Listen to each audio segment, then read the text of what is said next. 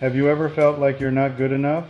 Like your past mistakes or your current situation makes you unworthy of something great? It's a feeling a lot of us can relate to.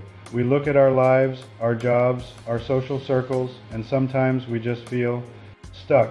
We see other people who seem to have it all together, the righteous ones, and we think that could never be me. But what if I told you that the very things you think disqualify you are exactly what make you qualified for an incredible calling?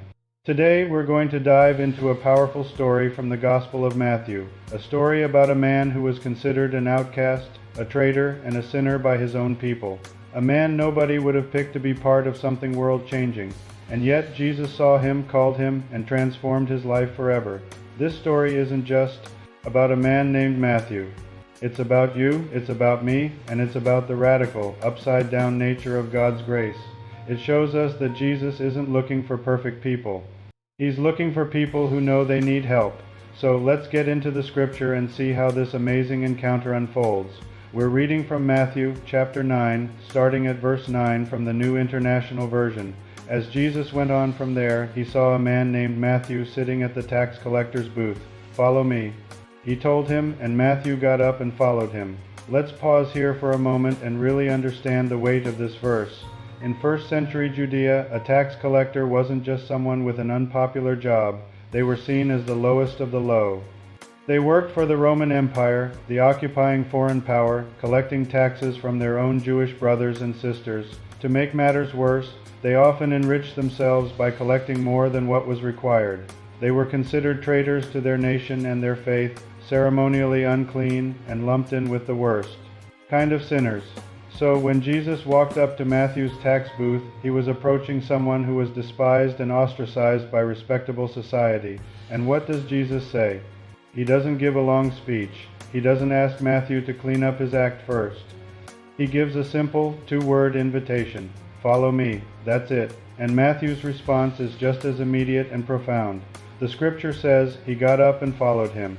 He left his booth, his source of income, his entire way of life in an instant to follow this traveling teacher. Think about the radical trust and hope that must have filled Matthew's heart.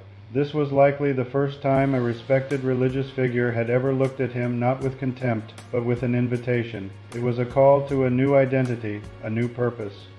Matthew didn't hesitate. He got up and walked away from his old life and straight into his new one. Now let's continue with verse 10.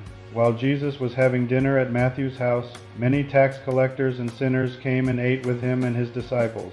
This is so significant. The first thing Matthew does after being called is throw a party, and who does he invite? His friends, and who were his friends? Other tax collectors and people labeled as sinners. This tells us a lot about Matthew's heart. He's so overjoyed by the grace he's received that he immediately wants to share it with the people he knows, the people who are just like him, the outcasts. He opens his home, and it becomes a place where the marginalized can come and meet Jesus. And Jesus doesn't just show up. He sits down and eats with them. In that culture, sharing a meal was a sign of intimacy, acceptance, and deep fellowship. Jesus wasn't just tolerating these people. He was embracing them, welcoming them into his circle.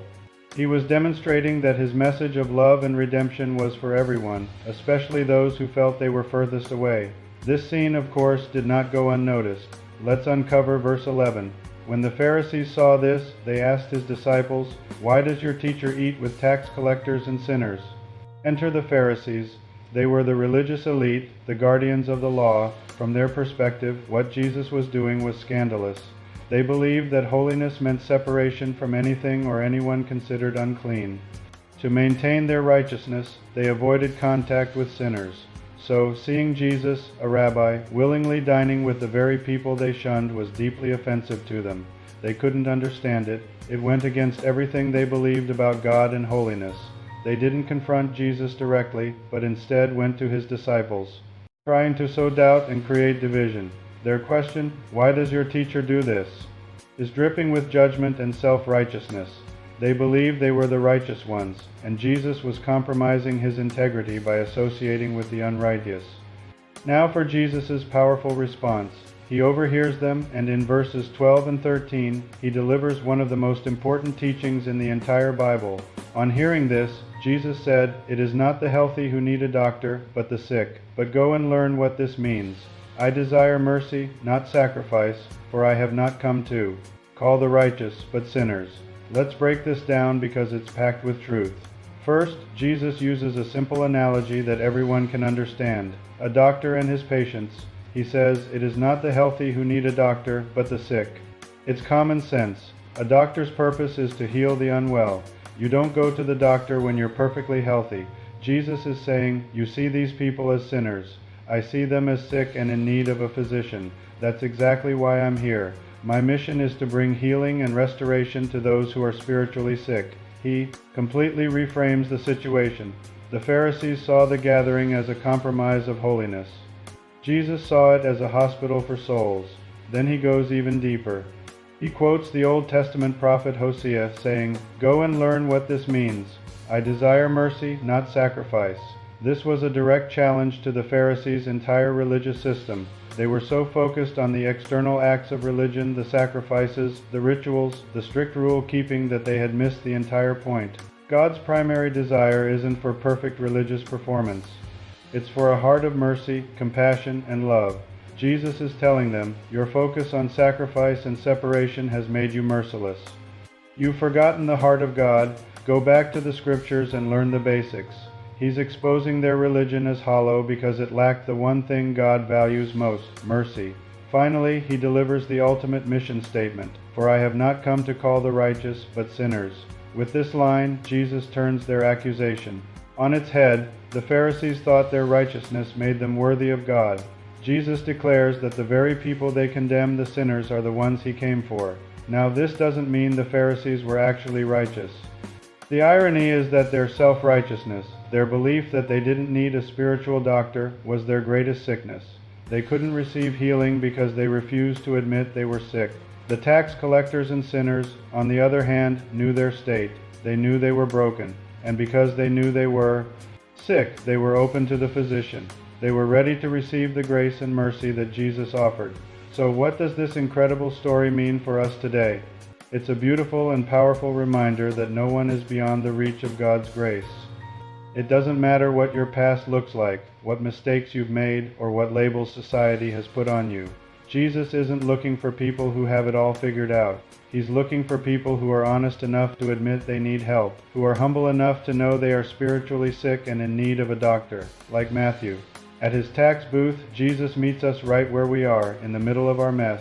He doesn't say, "Go clean yourself up and then you can follow me."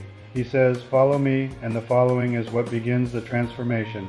The invitation is for everyone. He's not intimidated by our sin or our brokenness. In fact, that's his specialty. He's the great physician who came to heal the sick. And this story also challenges us, as followers of Jesus, to have the same heart he does. Are we building walls or building tables? Are we more like the Pharisees, judging and separating ourselves from those we deem sinners? Or are we like Jesus, actively seeking out the lost, the broken, and the outcast, and inviting them to a meal?